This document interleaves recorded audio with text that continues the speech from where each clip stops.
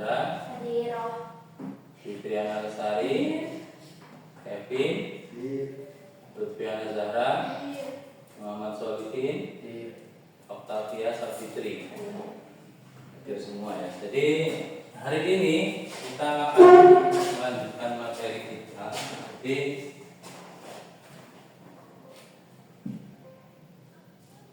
dengan model pembelajaran logic based learning di kelas 10 ya. Jadi apa itu sebenarnya logic based learning? Jadi tujuan pembelajaran kita hari ini yaitu menjelaskan pengertian dalil apa nasnah. Yang pertama, kemudian mengidentifikasi golongan penerima zakat fitrah. Kemudian menyajikan proyek edukasi zakat melalui media digital atau poster. Jadi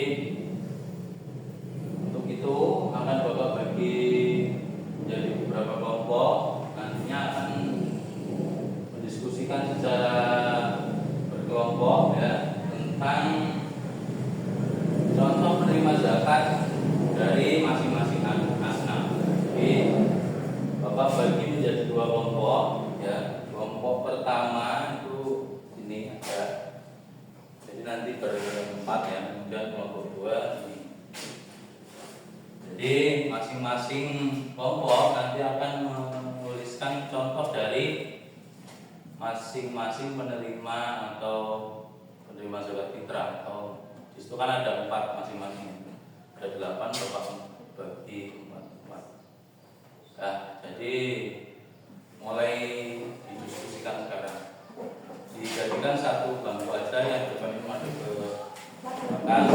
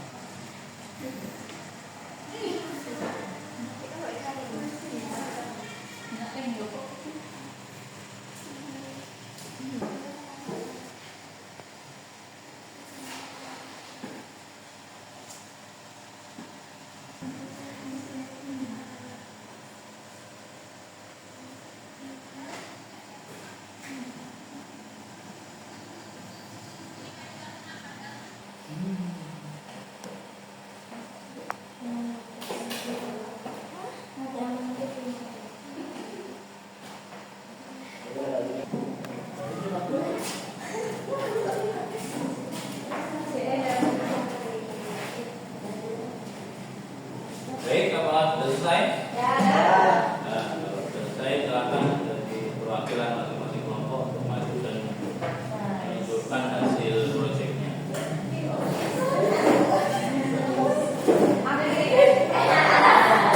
Ya, maju terus di.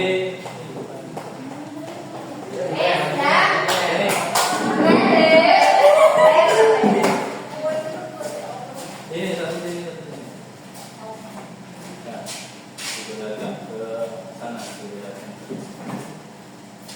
Nah, jadi ini hasil diskusi atau proyek yang dibuat kelompok 1.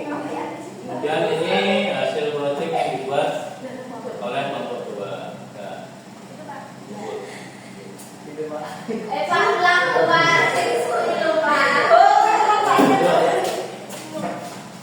jadi setelah kita mengerjakan proyek dari Bapak yang dari hasil yang Bapak lihat ya sudah cukup benar ya mengenai contoh penerima zakat. Jadi saat ini akan Bapak cuplik sedikit tentang materi yang kalian diskusikan tadi. Jadi pengertian zakat, zakat adalah salah satu rukun Islam dan jadi wajib ya hukumnya mengeluarkan zakat artinya hukum Islam. Sesuatu yang wajib itu harus kita laksanakan.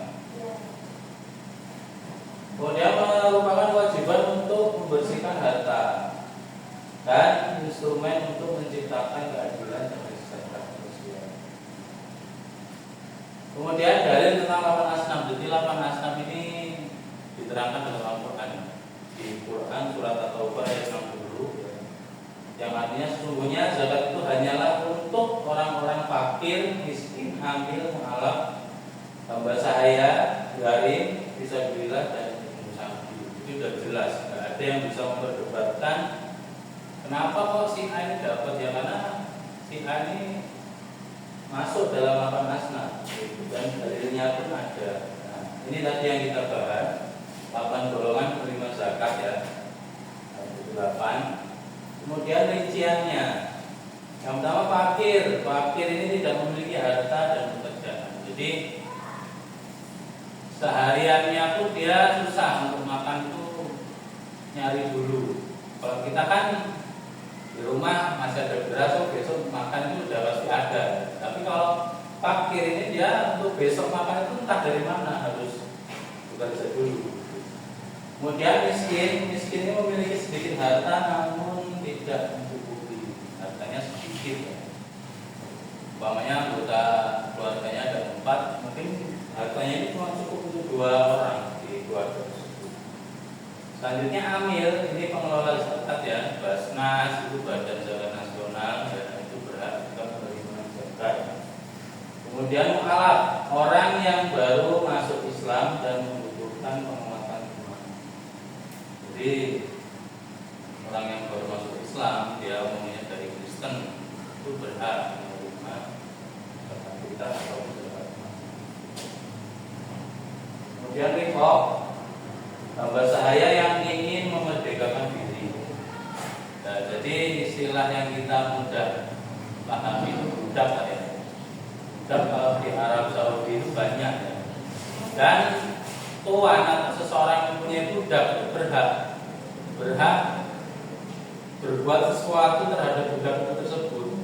Nah, jadi budak itu istilahnya itu sama kayak istri. Jadi kalaupun mau digauli itu boleh karena memang dia budak, sama dengan istri. Jadi apapun yang tuannya mau beri budak itu ya harus dilaksanakan. Itu boleh, karena ya status dia sebagai budak. Di sini budak yang dimaksud itu budak yang ingin memerdekakan diri. Memerdekakan diri itu di mana? Dia membayar untuk status, membuang status budaknya. Keenam, gorim, orang yang memiliki utang demi kebutuhan hidup. Dia punya utang banyak dan sulit untuk melunasi utangnya, juga boleh dapat zakat juga. Ada nggak yang punya utang dan susah bayarnya? Di sini nggak ada ya. Yang ketujuh, bisa belilah ya, berjuang di jalan Allah. Ini di sini tadi contohnya mujahid dan santri, boleh guru ngaji, guru TPA, kemudian lembaga pendidikan Islam, guru sekolahan itu juga termasuk dalam fisabilillah. Itu orang yang berjuang di jalan Allah. Selagi orang tersebut berjuang untuk agama Islam itu ya bisa begitu. Dan yang 8 itu musafir atau musafir yang berkesan buka. Jadi paham nggak musafir ini? Musafir ini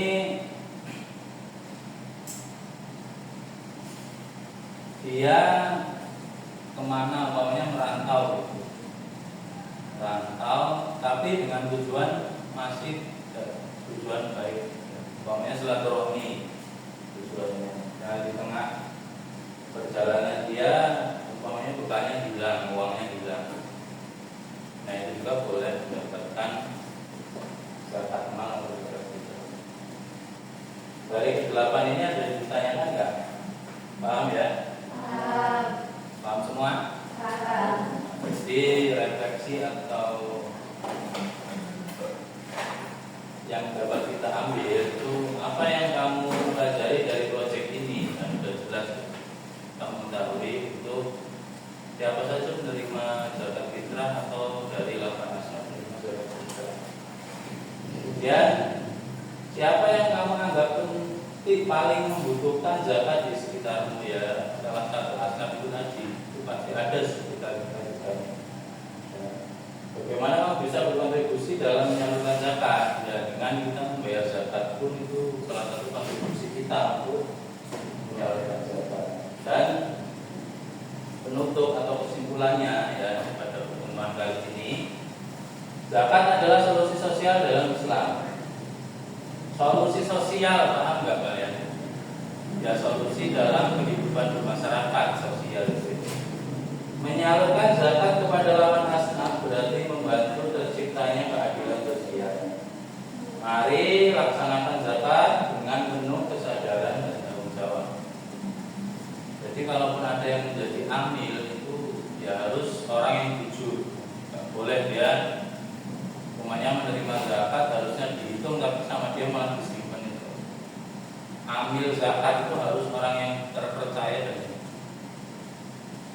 dan mungkin cukup pertemuan pada kali ini ya.